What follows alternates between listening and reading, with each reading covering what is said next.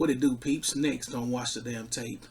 The controversy between Caitlin Clark and Juju Watkins fans. I got to get into that. NIL money and how it's going to affect the WNBA going forward. And finally, Unrivaled and what I really think Unrivaled is up to. Next on Watch the Damn Tape.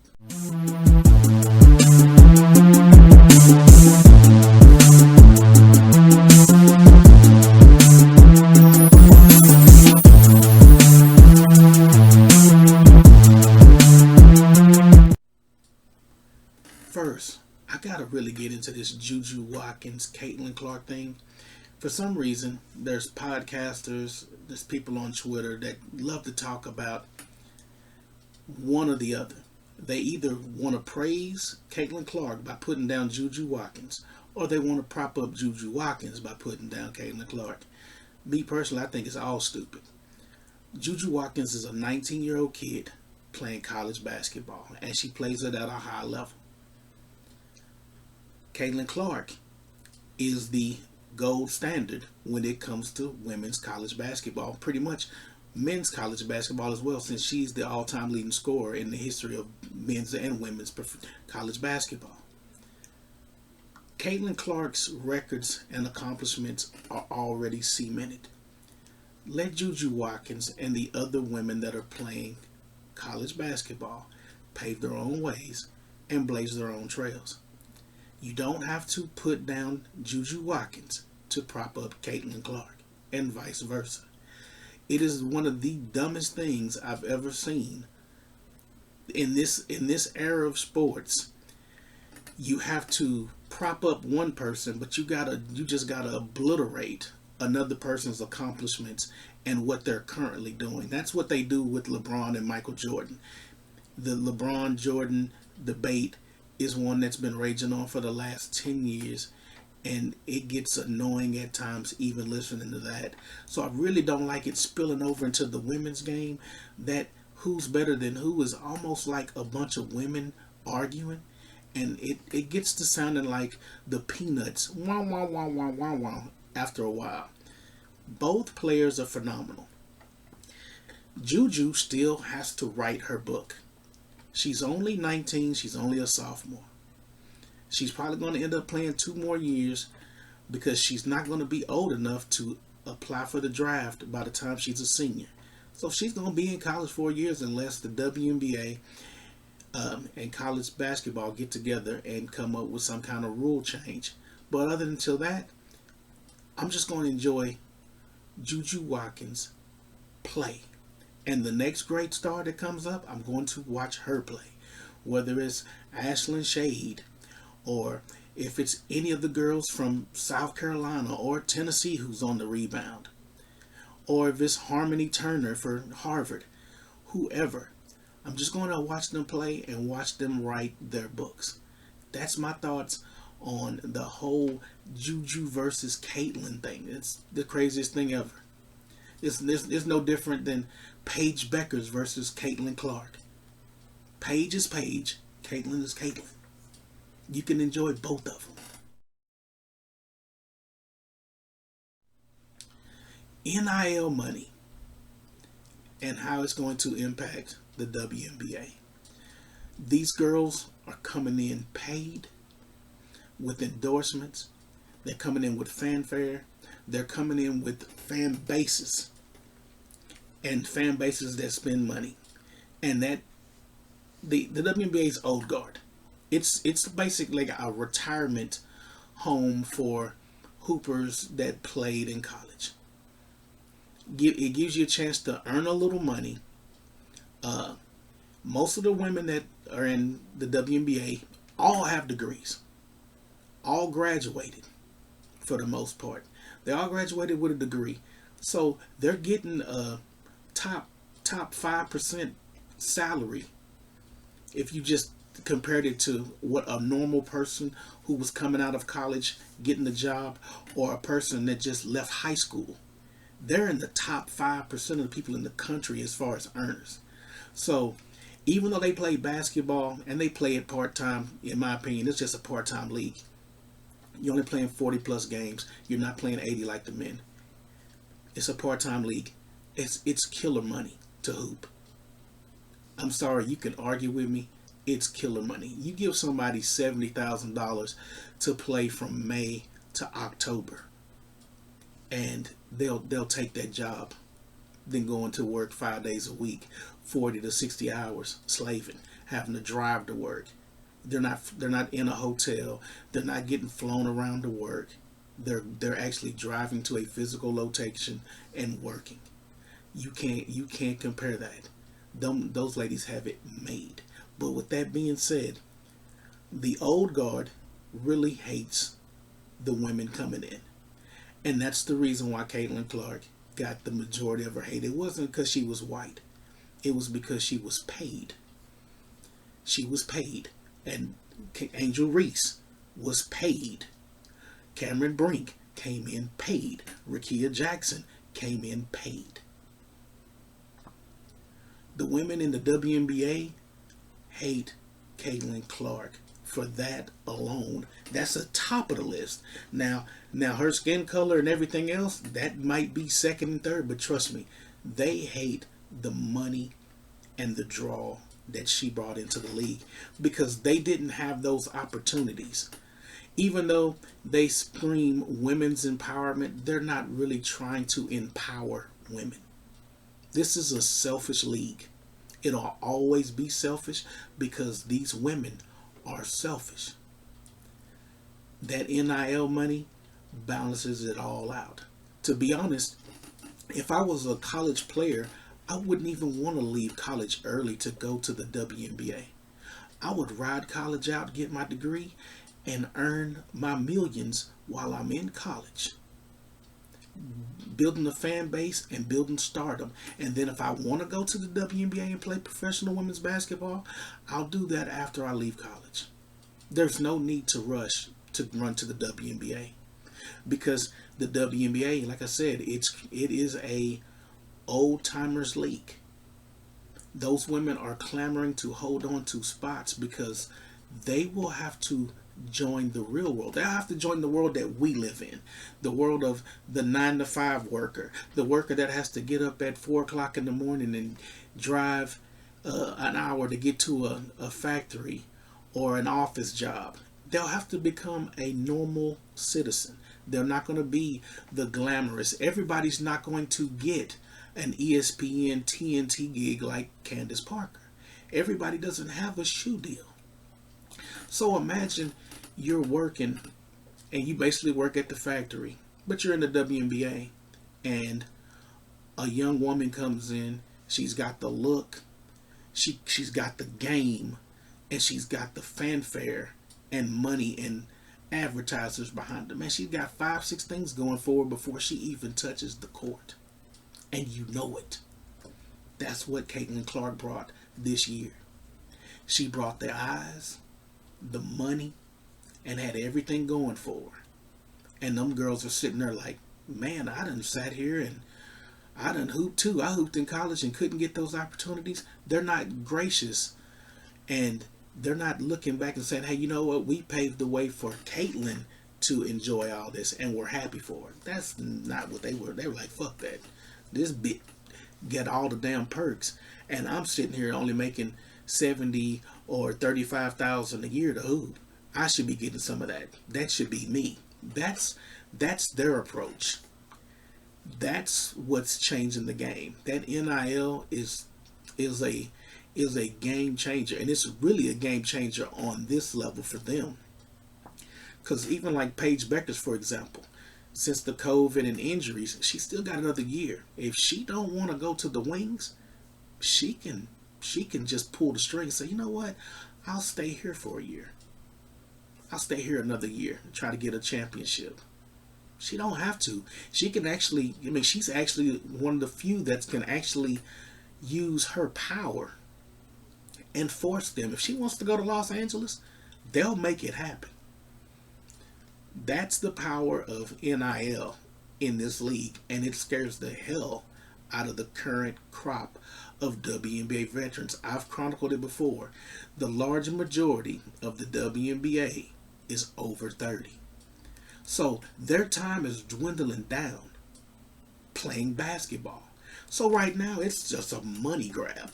It's a money grab. They want to get all the money they can get. That's why they want to get out of this CBA and take advantage of the popularity and the growth of the sport that Caitlin and other players are going to bring into the league and currently have in the league. So they want to use that right now and say, hey, look, give us a cut of the pie. Because they know. I'm 34. DeWanna Bonner's in her late mid-30s. Alyssa Thomas is in her mid-30s. Though they don't have a lot long to play. So they got to get it while they can get it. And they know that. And that's why they despise the younger generation that's coming in with money. And they can hoop. Because they got a longer run ahead of them to make a lot of money. And while those women, they might have had successful WNBA careers, they didn't earn the money that these women made. And they know, on one hand, is playing basketball. On the other hand, is becoming just like a fan. Fans got to go to work. And they don't want to go to work. And that's the problem. That's just my thoughts on what NIL is going to do to the WNBA. Next, Unrivaled.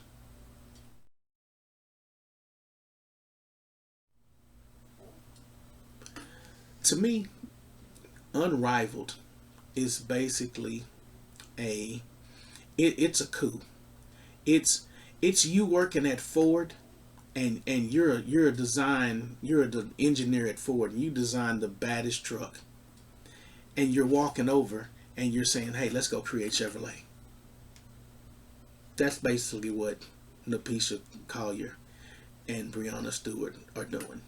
You're repping the players in negotiations with Ford, and you're a union rep, and at the same time you're building another company over here to compete with Ford.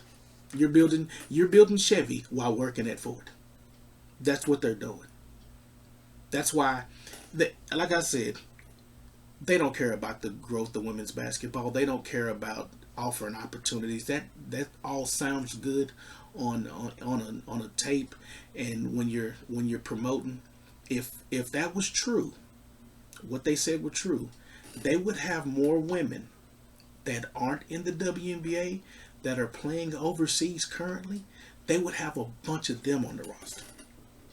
They wouldn't have ex-players. You wouldn't have your mystery player wouldn't be Katie Lou and Cameron Brink as your mystery players.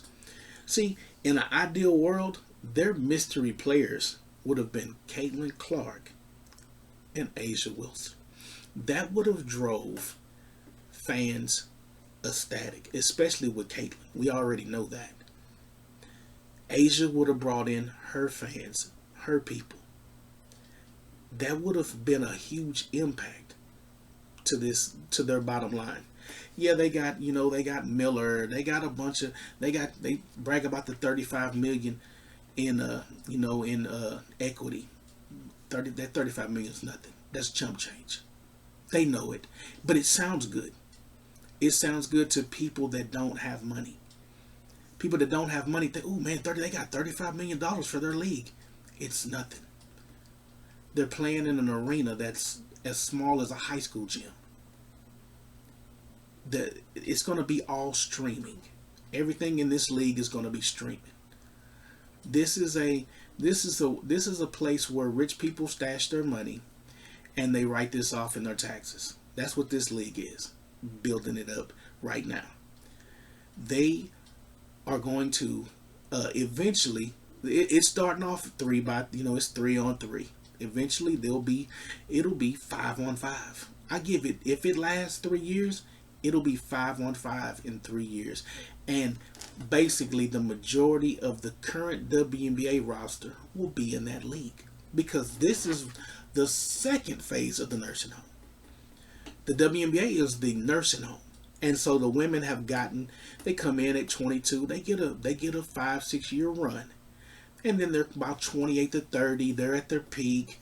They're competing for championships.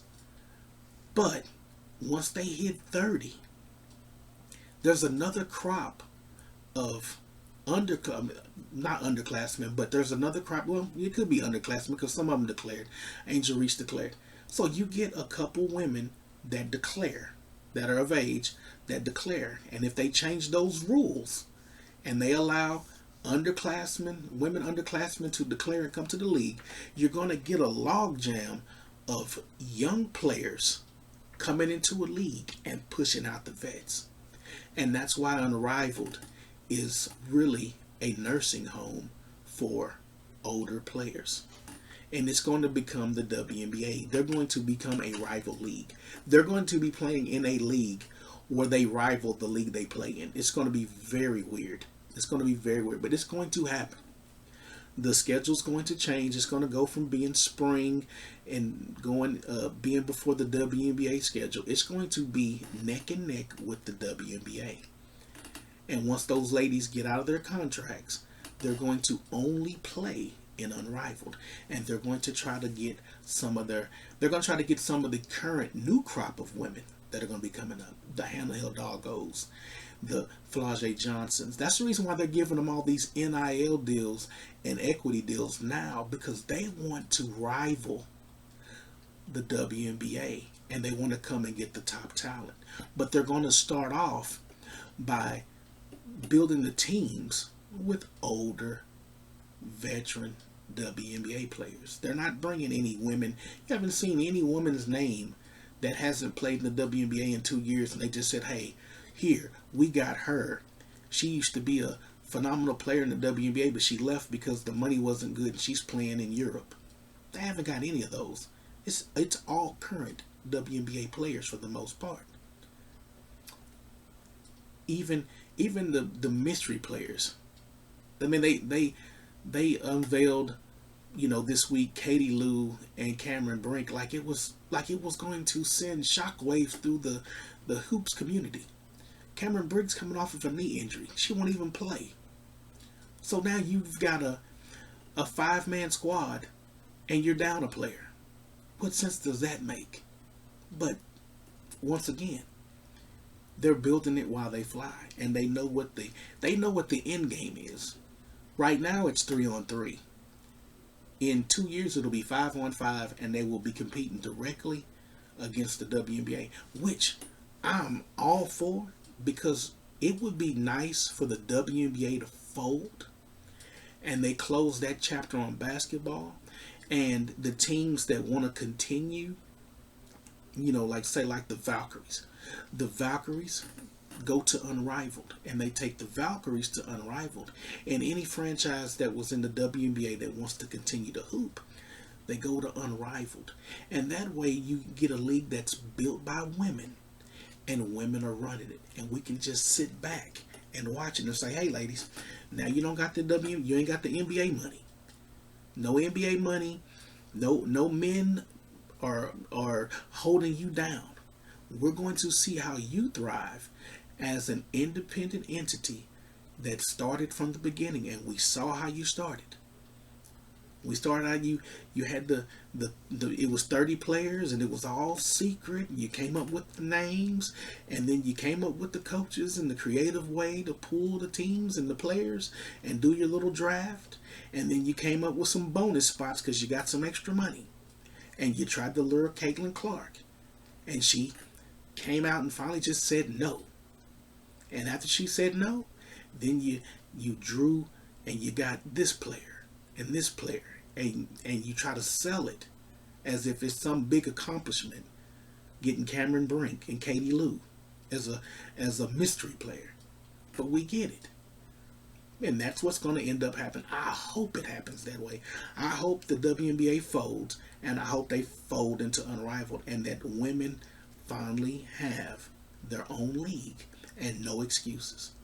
You can't blame a guy for your league not being successful, your league failing.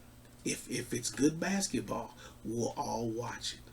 And we'll all go from the WNBA, we'll go over to Unrivaled, and we'll watch it. If it's successful and it's good basketball, you put a good product, we'll watch it.